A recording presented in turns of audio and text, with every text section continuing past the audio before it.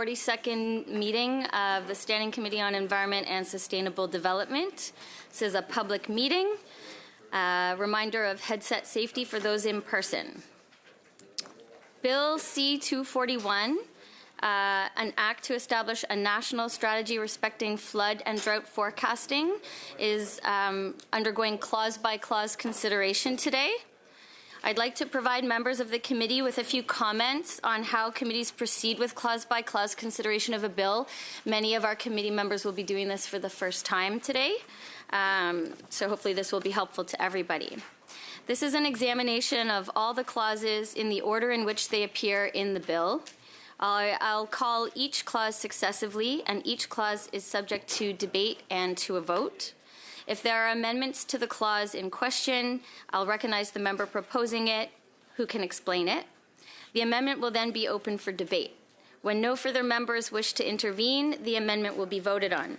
Amendments will be considered in the order in which they appear in the package each member received from the clerk.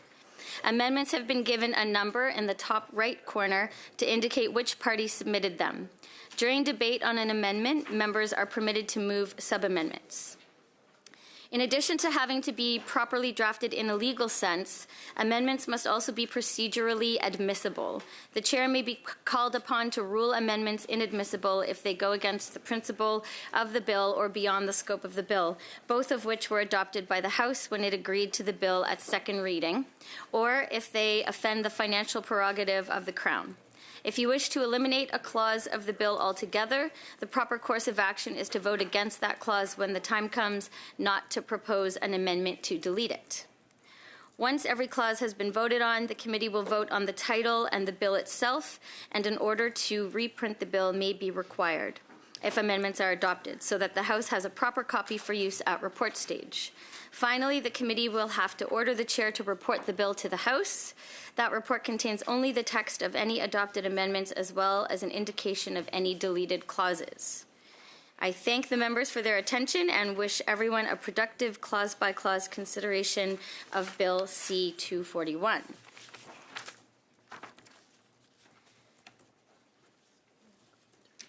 This is what I read now. Yep. Yeah.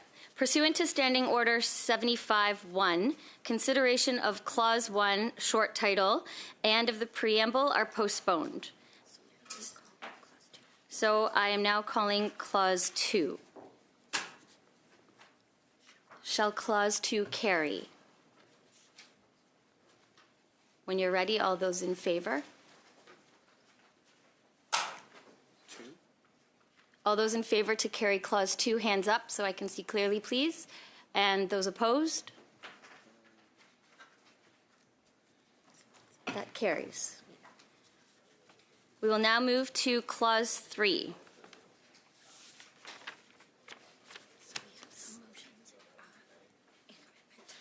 Yeah. Yes, so we have some proposed amendments to Clause 3. Is there a member who would like to move their amendment? Monsieur Saint-Pierre? Yes, thank you. You hear me? I had initially proposed amendment number 1 in the preamble, I believe, clarifying language of adding territories, but I'd like to withdraw that amendment, please. Should I clarify?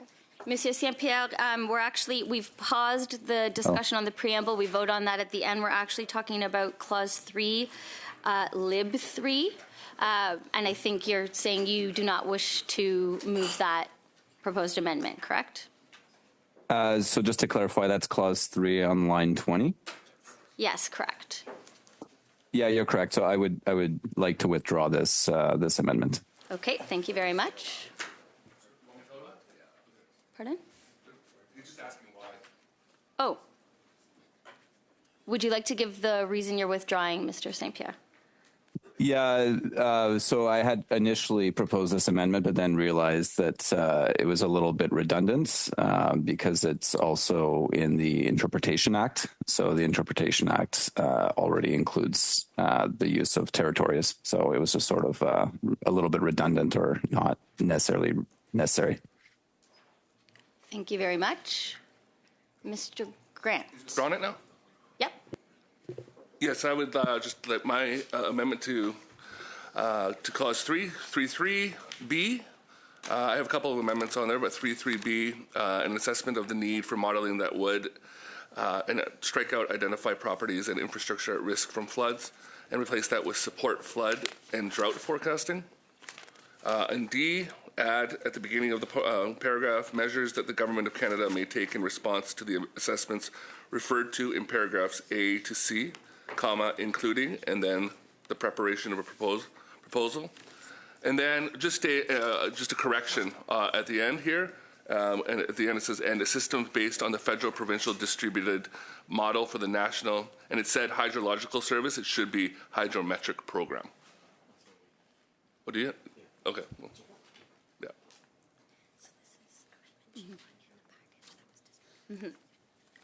Mr. Leslie? Thank you, Madam Chair. I have many questions on this one, Mr. Grant. We've sat here, we've talked about floods and droughts a lot lately, just finished a study on extreme weather events. We've recently had the Environment Commissioner here. I'm curious why, if floods and droughts are becoming more serious, why on earth are the Liberals weakening such important language within this bill? Yeah, as currently written, paragraphs 3.3b would mean the strategy would have to include an assessment of the need for modeling that would identify properties and infrastructure at risk for floods. This motion would change the provision to instead require the strategy include assessment of the need modeling more generally that could support effective flood and drought forecasting. This is better aligned with the proposed bill, which intends to enhance coordination. Mr. Leslie? Do you believe that monitoring water levels is the same as flood forecasting? Because that's ultimately what this will lead to. Do I believe it? Well, this is your government as the Parliament Secretary, I suppose. Yeah, well, monitoring water levels is always important for predictions of flood forecasting and whatnot. It's including in my area in Vancouver Quadra at the mouth of the Fraser River, where we've seen the fluctuation in the water levels, not only on the Fraser River but in the tributaries surrounding there. Mr. Leslie? If the National Forecasting Service remains only something the government may consider, why do we believe that will actually happen? Why not stronger language in the bill? For me, I think that saying that and making sure that we follow up on that is something that we will continue to do, and I believe that we will make concerted efforts to do that for sure. Mr. Leslie? I appreciate that you hope that they might, but that's why there's different language used in legislation. Shall or must or may. Very deliberate choice. Why not just say that the minister must develop a proposal for improved national flood and drought forecasting? Well, I don't want to be prescriptive always. I think that there's always open for interpretation. So that's why what I feel is the strongest way to move forward. So this is a government member's piece of legislation that has went through this House of Commons once before unamended. I'm curious now why, if this legislation is so meaningful and this amendment so important, what exactly will Canadians see or receive or benefit from that they do not have today by making this alteration, by this amendment? I think that the purpose of this bill is to provide the latitude, the most latitude possible to development of a strategy moving forward. Are officials available to talk to some of this issue?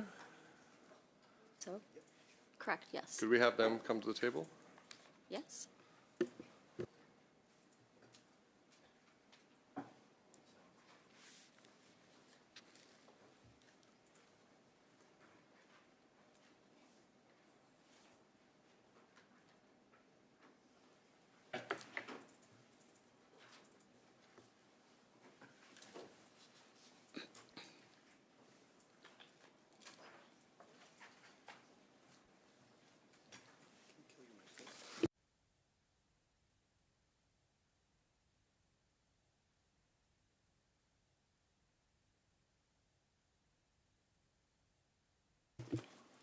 Can the witnesses please identify themselves by name and title for the record when they're ready?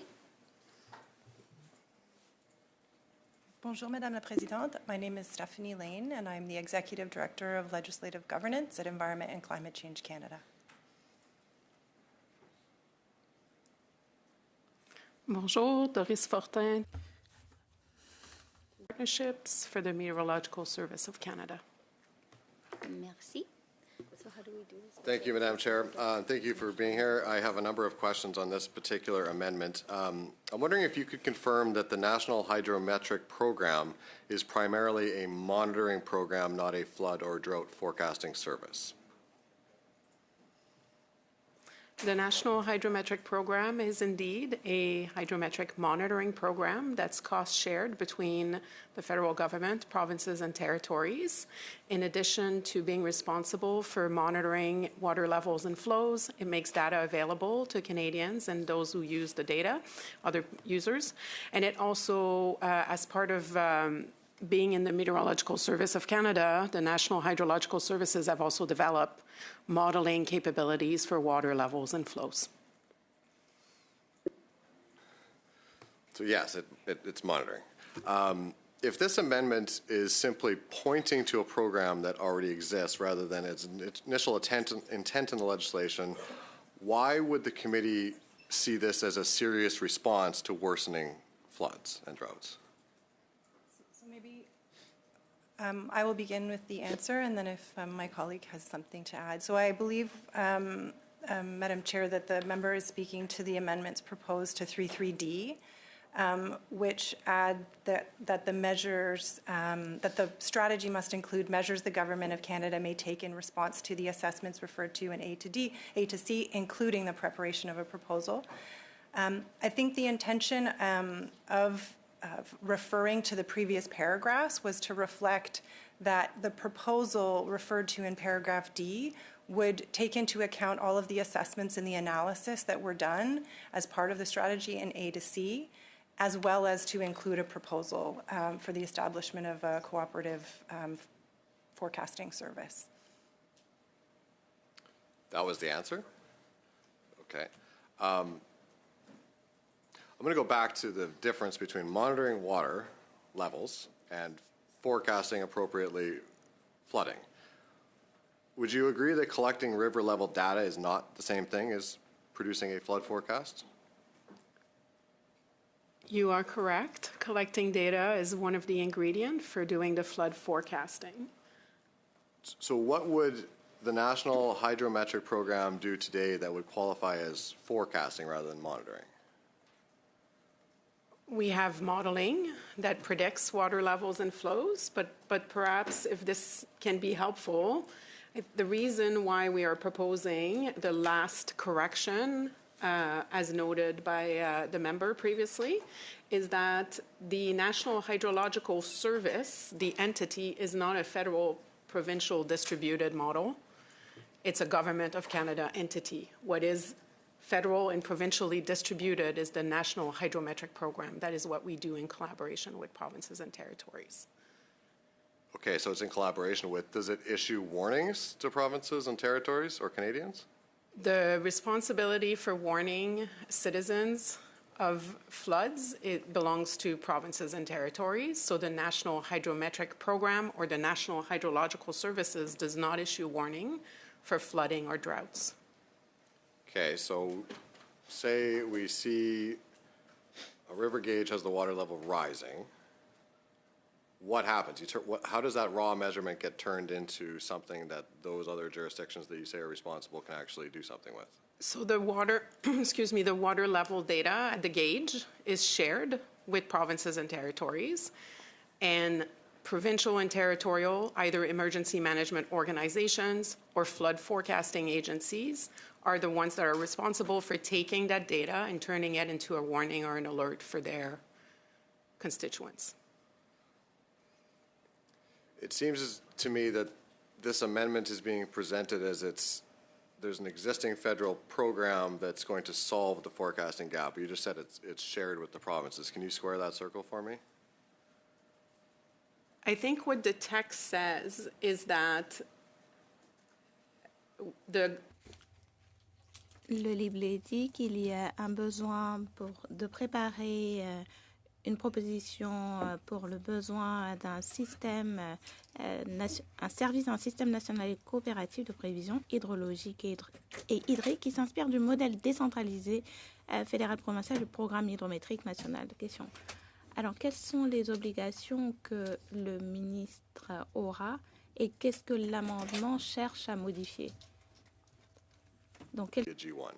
So the strategy will still need to include the elements in D, but it's also will add that the measures that the strategy must include should also be considered in light of the analysis of the other elements of the strategy. So it would also need to take into account the assessment of the need for modeling as identified in B, the benefits of coordination and new investment in A, as well as the measures that are relevant on the basis of the analysis done in the other, referred to in the other paragraphs of 3.3. So the amendment says, and as I asked our Parliament Secretary, that the minister may take. Does that mean the minister is permitted to take these measures but is not required? Is that correct? So the strategy, the language of the text says that the strategy must include measures that the Government of Canada may take.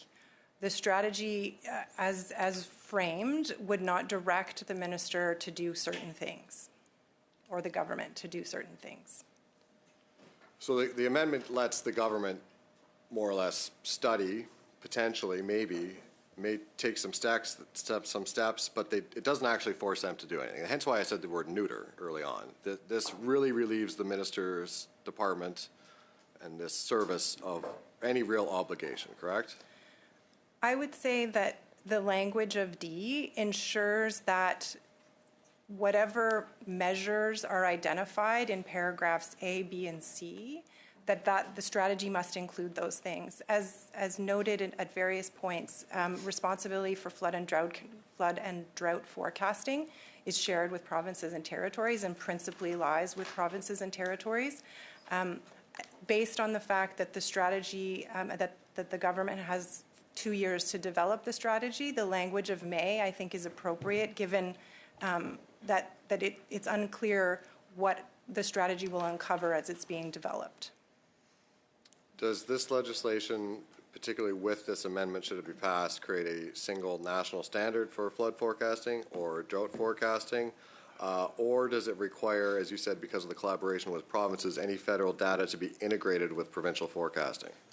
It requires the strategy to be developed within 2 years, and the strategy will identify measures. So if you summarize this quickly for me, what is the problem with D, and what is the amendment solving?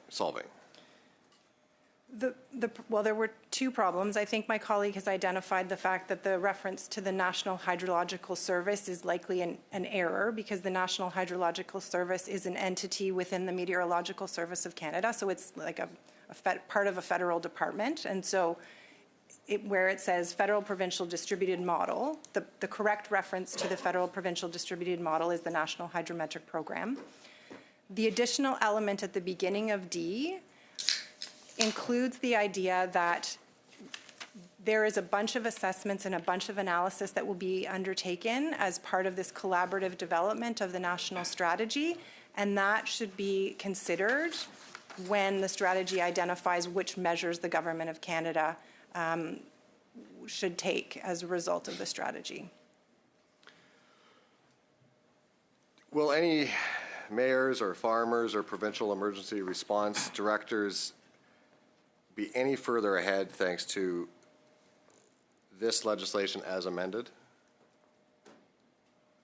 Can you, sorry, Madam Chair, can the question be reframed? Our concern, Canadians' concern is, and my concern, because I just had flash flooding in Winkler 2 days ago. I had 3 tornadoes, and so this issue is live across every one of our regions. It's particularly relevant to mine very recently. So having accurate forecasting for flooding, for droughts, and for emergency situations of extreme weather events is very important. And it seems to me that this legislation is a plan to make a plan. It's, hey, in 2 years, come up with a plan. And any sort of specifics within the legislation that has already passed this House of Commons once in a previous parliament, the government has now decided that, no, we shouldn't take on that onus. We should neuter this relatively benign plan to make a plan legislation. And I'm fairly baffled as to why the government feels it is necessary to neuter this piece of legislation. So my question is, if you're a mayor in a flood-prone area of my region or across this country, or if you're a farmer that's watching drought or flood forecasting, or if you're a provincial emergency response director, if this legislation becomes law, are they going to be any further ahead in any awareness about future flood or droughts? The legislation requires that the federal government work with provinces and territories, consult with various parties as identified in the legislation, and develop a strategy within 2 years. I think as the private member, it is a private member's bill, and as the member for Terrebonne introduced it, I think her intention is for there to be assistance for Canadians with respect to floods and droughts. Mr. Leslie, I think we had the opportunity to speak with the member at a previous committee session and have these questions asked and answered. So if we could be quite tight. What day was that? When she was here, when the member was here. Okay. Yeah, last week. Yeah, it's the amendment that I'm asking about, though. But all that said, I'm disappointed the government is neutering their own private member's bill. I have no idea why they would do that. I am done with questions for now. Thank you. Further debate on the amendment. Mr. Bexty.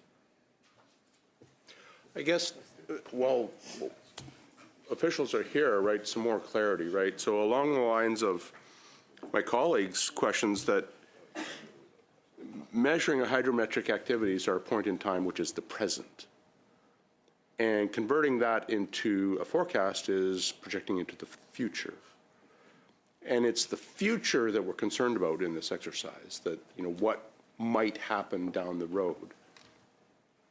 And I guess that is part of my confusion with this amendment, in that the whole point of the bill was to develop a strategy and do something, but the amendment then is suggesting that that all becomes optional and that there's no compunction to do anything. It is very difficult for federally, as we've said clearly, that there's a lot of provincial jurisdiction here, and that we don't want to be compelling other jurisdictions to doing things. But we should be able to compel the government to do things. That's the entire point of legislation in our jurisdiction. And we've gone through this bill a lot. We've studied it a number of times through 2 different parliaments, and there have been lots of great testimony and lots of great as to the relevance and importance of it. I struggle to understand why any of the strategic recommendations that come out of this, then, we purposefully make optional. I mean, whatever the work is to be done, it should be done then, right? And the minister should not have an exit plan pre-built into the legislation. Otherwise, there's no point to the legislation to start with. It makes it internally contradictory from the outset. Does that seem like a logical view to you?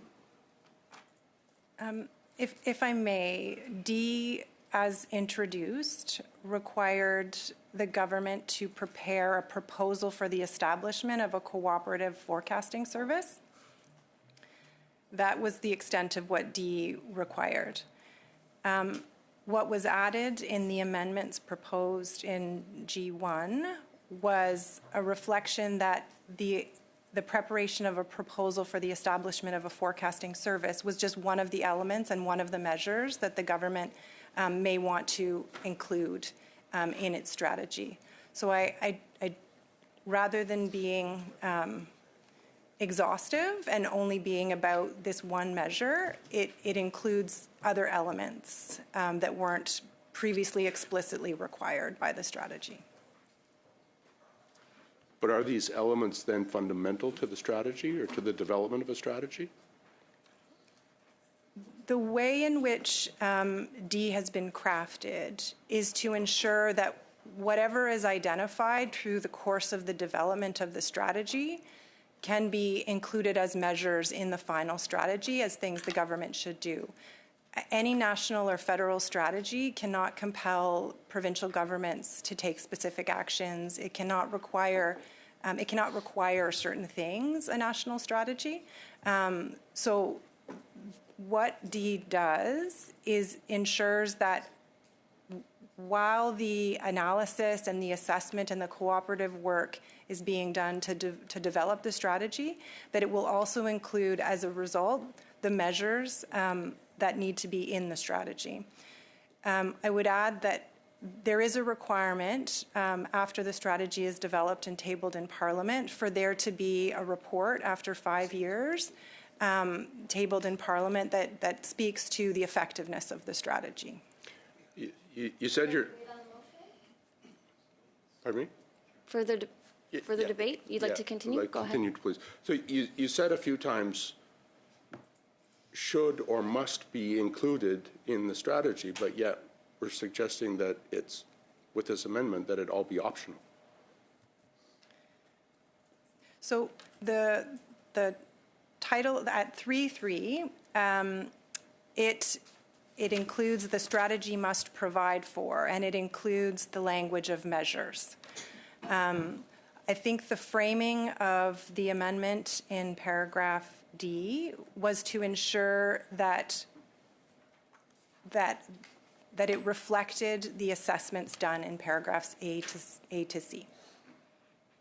But leaves it all optional. Leaves any actions optional. National strategies cannot kind of direct necessarily government action. Okay, I'm done. Thank you, Madam Chair. Further debate on the motion? Mr. Leslie. What's the point of a national strategy then? This is a private member's bill that is being introduced. You just previously said that national strategies don't direct government action. So what's the point of a national strategy? As I think we discussed in previous appearances, I think the idea of this national strategy is to catalyze and to bring parties together to develop a national strategy for flood and drought forecasting. So all of the government's national strategies ultimately may have no bearing on what the government does? Is that, like you just said, the national strategies don't direct government action? The way in which the elements of the strategy are included, the strategy must contain certain elements, the government must table the national strategy and must report on its effectiveness. Mr. Greaves? Chair, and thank you to the officials for sharing some time with us this morning. Just to maybe clarify, I think, some of the intent behind my colleagues' questions, I'm wondering if you could just specify in quite simple terms whether you would agree that the proposed amendments today would allow the government to develop a more fulsome and comprehensive strategy for flood prevention. Yes. And drought prevention, of course. So. Yes. Yes, thank you. Does this amendment, in your view, give officials like yourselves better tools to do what this legislation is asking you to do? Yes, excuse me. As my colleague outlined, as part of the assessments identified in the first three parts of the bill, it's possible that significant gaps will be identified that need to be addressed that are outside the flood forecasting service, as mentioned here. One example was already mentioned includes interoperability of data, for example. So it's entirely possible that in the course of the assessment, we would identify some gaps or some challenges across provinces and territories and the federal government that may need to be addressed for this to happen. So in broadening the language this way, the strategy will enable us to address some of these potentially fundamental issues that need to be addressed before there's a national flood forecasting capability. Okay. Thank you. Merci. Merci. Thank you. I share the concerns of my colleague. with respect to what does this strategy bring, we've already had discussions about this question. Well, I'd like to understand, because legally speaking, when we talk about the addition of may, in your opinion, do you think that may makes this action optional when we compare it with the initial language that talked about shall? The language of 3.3 and 3.3d requires that the strategy includes measures. But speaking of the language using may take means that we don't know what are the gaps that the strategy will find, so it gives them the opportunity to include reasonable measures. So you agree that the previous language would ensure that the strategy is in place, would make it mandatory. And yes, I understand that this new language would make the other options possible, but it waters down the situation when we use the word may. Well, if the strategy believes that it's not necessary to create a proposal, then it wouldn't include it if we use this language. Question. So in your opinion, why do you think that it's better to formulate it this way? Well, the thinking here is that this is a strategy developed in collaboration with provinces, territories, and taking into account stakeholders' comments and indigenous communities' comments. So it is better to leave it open-ended with respect to the measures that will be proposed. Question. So people around us were talking about a decentralized model, federal, provincial, territorial. Well, I don't necessarily agree with it, but it seemed clear that the proposal was with the respect of the decentralized model. So what you're saying is that you as officials are not sure that this model is necessary or important, if I may? What we're saying is that we don't want to presume the results of the assessments that will be made as proposed under clause ABC. And we want to leave the door open to a wide range of measures that would respond to the gaps that would have been identified through this assessment. Question.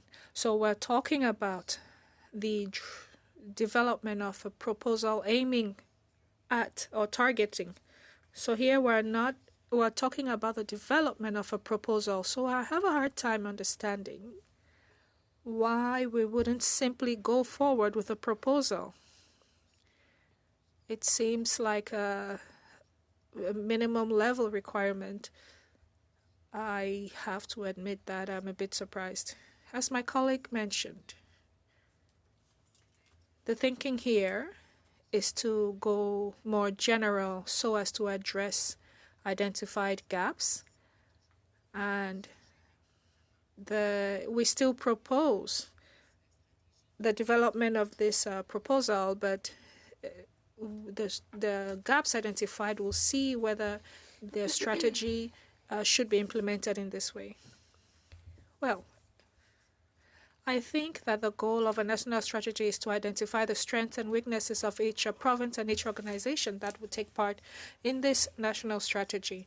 I think that what you are saying is that the amendment will prevent double work or a repetition of things that exist already in some provinces and garner the strengths from some provinces to implement best practices. So that gives you some elbow room so as not to impose things in areas where these measures already exist.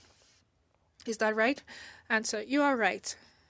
And at the same time, it also gives us the freedom not to do a repetition of work and also to see those provinces that are well advanced or to help them boost their capacity for those provinces that are lagging behind with respect to gaps. And so have a pool, everything within one system. Question. So I, as an engineer, like to have the most glaring evidence. So as a provincial staff, having access to federal information, there would be an added advantage if we use this strategy. So this is not a question, it's just a comment I wanted to share. Just going back to the G1 on A, the shift away from the language would identify properties and infrastructure at risk from floods to would support flood and drought forecasting. And I understand that you want to go more general, but that particular clause seemed to make a lot of sense, whether it be private infrastructure that's at risk or municipal or federal or provincial infrastructure. Why take out that language? Why not, if you wanted to amend it, why wouldn't the government just add that clause as another one? Like, why remove that, something so specific? Identify properties and infrastructure at risk from floods. Why remove it? And my colleague may want to add more information, but I think the idea is that to support flood and drought forecasting is broader and covers the issue of identify properties and infrastructure at risk from floods.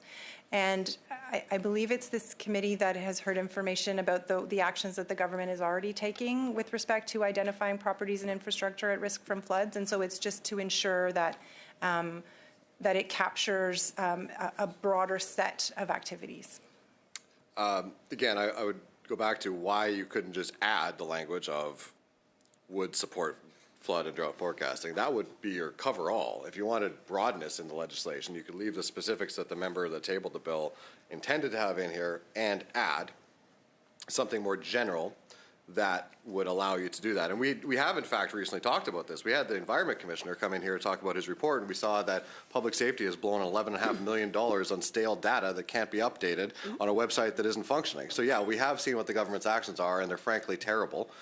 So I don't know if we want to go down that path too far, but my colleague asked whether or not this would give more, I believe the word was substantive, options to the department for measurements and more tools and things like that.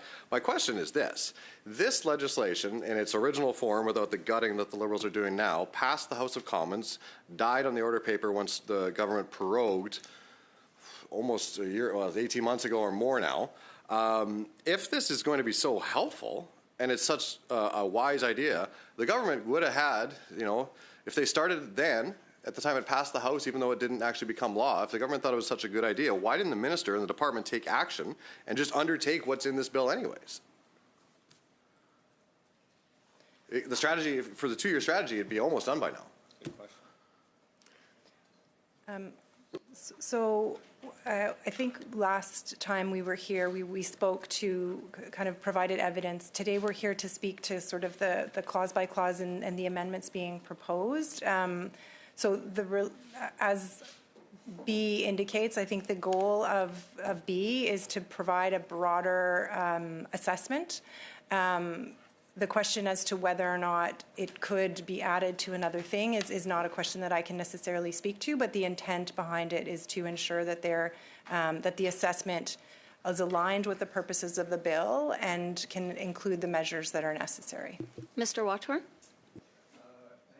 Madam Chair, I'm just wondering, I think we've gone through this now. I'd like to vote on the amendment, please. Are we prepared to vote on the proposed amendment? All those in favor, raise your hands. And those opposed? Okay, so G1 carries, and we will move to BQ1. Monsieur Bonnet. Oui, merci Madame la Présidente. Thank you, Chair. As my colleague, Mr. Watson, said perfectly, we want to avoid double work and acknowledge what is already being done. You emphasized on that. So I believe that this section this clause actually will also cover the scope. I think that this comes to add to what my colleague mentioned with respect to the need to make sure that we don't do double work and that we recognize the work of provinces with a spirit of collaboration. One is C'est exactement ce que je fais. Voulez-vous que je le lise ou? That's exactly what I'm doing. Do you want me to read it or? Watchhorn. Merci, Madame la Présidente.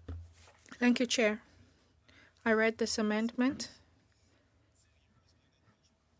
I focused on reading this assignment, and I think that it's not necessary. In the national strategy, removing Quebec when other provinces have the same expertise will defeat the intent of a national strategy. We know that a national strategy hinges on collaboration. There are some provinces that are still working with Excel files to predict floods, and that's not acceptable. So I believe that bringing all 13 provinces around the table, we can maximize the expertise of all provinces and make sure that everyone is moving in the same direction. Mr. Palmo said that very well. The 13 experts with flood planning were never around the same table. That has never happened. So I think that federal resources will help these 13 systems with respect to predicting floods and droughts. And so I'm having a hard time excluding Quebec because in the bill there is an article that says that Quebec has to be explicitly consulted in the development of the national strategy. It's very clear. So I don't see the use of this amendment. Thank you. Thank you, Mr. Washington. Mr. Bonnet? Madam Chair, I do appreciate the fact that my colleague studied this amendment. Yes, we're working on a legal document, but I want to indicate and assure you and reassure you, if you're worried about this, that this amendment does not talk about excluding or removing Quebec. What it does is just clarifies that we should not propose measures that would lead to double work. So we're not removing Quebec from the negotiating table. There are already plans that exist. It's in that perspective. We just want to make sure that there is no double work. You mentioned that it was important for you. And maybe in the formulation of this sentence, I missed something, but I don't see anywhere here that we're removing Quebec from any consultation table or any joint activity. So if that's your understanding, please help me understand, but that's not what I said. Thank you, Madam Chair. That's not what I'm saying. I was saying that if we remove Quebec, we have to remove British Columbia and other provinces that have similar responsibilities with respect to flood planning, just like Quebec. And that, well, the protection actually requested by this amendment is not necessary. Bottom line, that's what I'm saying. Madam Chair, it's interesting, this debate, but you talked about removing Quebec. That's exactly what you said. The amendment said to take into account the plan. It doesn't talk about excluding Quebec, so I don't understand your reluctance. This is not what the clause is saying. I fully understood. My understanding is not to remove Quebec around the table. What I'm saying is that the protection that is requested from the amendment already exists in the bill with the consultation element. So, well, since we're working here, can you indicate to me where exactly in this bill you see that there is something that indicates clearly with about the double work and takes into account the plan de protection du territoire face aux inondations? I know that Quebec has this plan. I don't know for the other provinces. And I didn't see anything with respect to this within the bill. This is why I worked with my staff to bring this clarification. It just comes to complement what has said and also comes to work on your concern about double work to ensure efficiencies. You know that in federal government, we want to contribute and make sure that there's no double work. We don't want people to work and spend money 2 times for the same thing or for nothing. So there's a plan that exists, and I think it should be taken into account in the general strategy. Yes, I'm very happy that the province of Quebec is part of Canada. It's very important to me. It's close to my heart, so I'm happy that we agree on that, or maybe not. But anyway, with respect to this strategy per se, I may lean on the experts for this, but in my understanding is that the bill has an explicit requirement for the department to consult with representatives of provincial governments and First Nations before finalizing the strategy. So that requirement for consultation exists, and this is why I think that this amendment is not necessary. I'll stop there. Well, there is a difference. When you talk about consulting, you can consult a First Nation and still impose something on them. Consultation doesn't mean that you will take into account and make sure that there is no double work. And yes, I understand that element of consultation, but we're going beyond that. You have to take into account to avoid double work, because I could consult you and not take into account your opinion. And so these things have to be taken into account and make sure that public funds are properly spent without double work. Mr. Saint-Pierre. Thank you. It's always fun to have a debate in French, so I truly appreciate the demands made by my colleague from the bloc and the comments from my colleague from the north. And so I would propose that we move on to a vote on this amendment. Thank you. Thank you. In favor of the amendment, raise your hands. And those opposed? Merci beaucoup. BQ1 is defeated. So now we go to... Yes, so we now need to vote on Clause 3, now that we've gone through all of the proposed amendments of Clause 3. So all those in favor of carrying Clause 3? All those in favor of carrying Clause 3 as amended? And opposed? Okay, it's carried as amended. We'll now move to Clause 4. We have Lib 4 as a proposed amendment for Clause 4. Monsieur Saint-Pierre.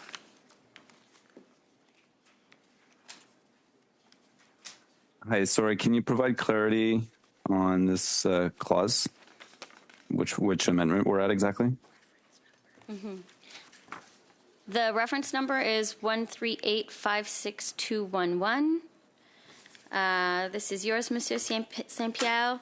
That Bill C-241 in Clause 4 be amended by replacing line 24 on page 3 with the following: Government of Canada website within 10 business days after the day. So I think the word business was added instead of it just being 10 days.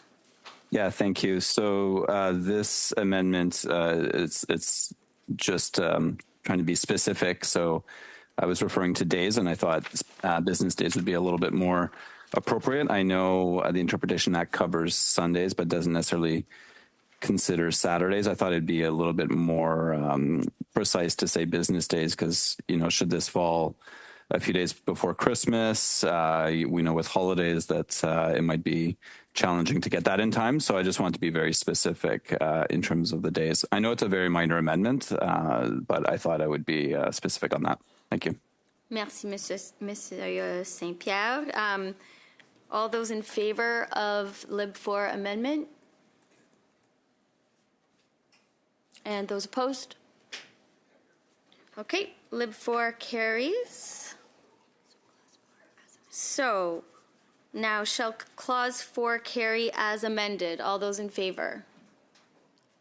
And opposed? Clause 4 as amended carries. Clause 5, we have a proposed amendment, Lib 5.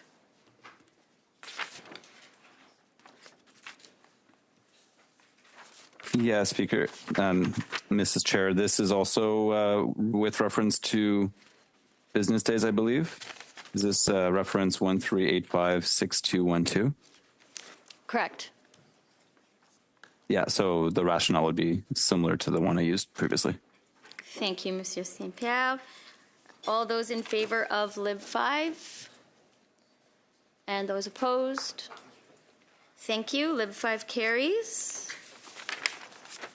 So, shall Clause 5 carry as amended? All those in favor? And opposed? Thank you. Clause 5 carries as amended.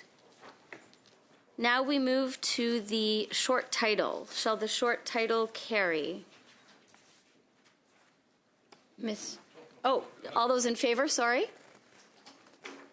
And opposed? Okay, the short title carries. So now, yeah, so, yeah. Okay, for Lib 1. Okay, so now we're on to the preamble. And we have Lib 1 and Lib 2 for the preamble. Monsieur Saint-Pierre.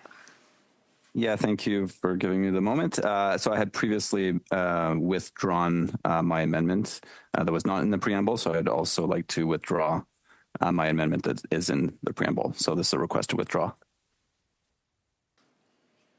Correct? Okay, we'll withdraw Lib 1. And then for Lib 2, I think that's different, is it not? It's also in the preamble. But it's different wording, is it not?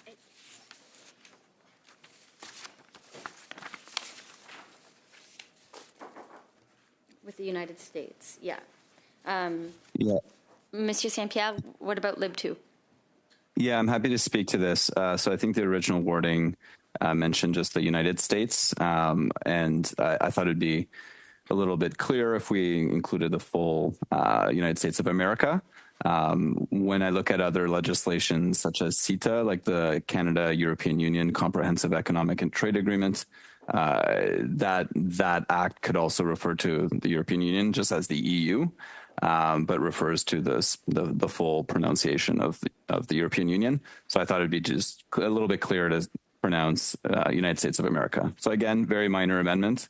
I don't think it's a big deal, but I go back to my lawyer days where I was always double checking every I on contracts. So I'd just like to add the addition of the word America. Thank you for your diligence, Mr. Saint-Pierre.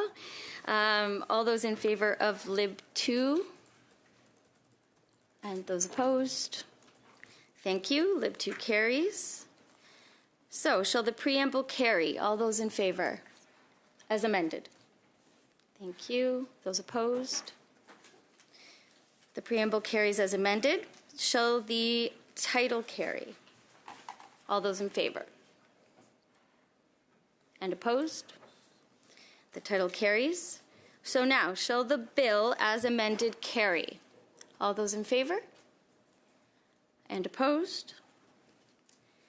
Okay, the bill as amended carries. Shall the chair report the bill as amended to the House? All those in favor? And those opposed? Thank you, that's carried. And shall the committee order a reprint of the bill as amended for the use of the House at the report stage? All those in favor? And opposed? Okay, that carries. Thank you very much. We are now adjourned.